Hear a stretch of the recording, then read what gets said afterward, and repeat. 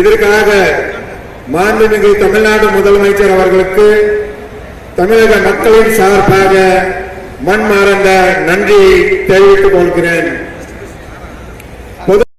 மாதிரி வடிவமைப்பு நினைவு பரிசாக வழங்கப்பட உள்ளது.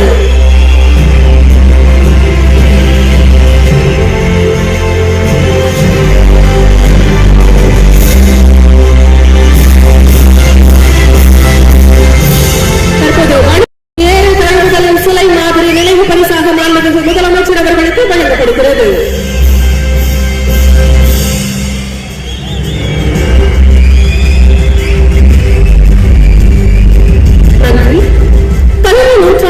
முதலமைச்சர் அவர்கள் தமிழர்களின் பாரம்பரிய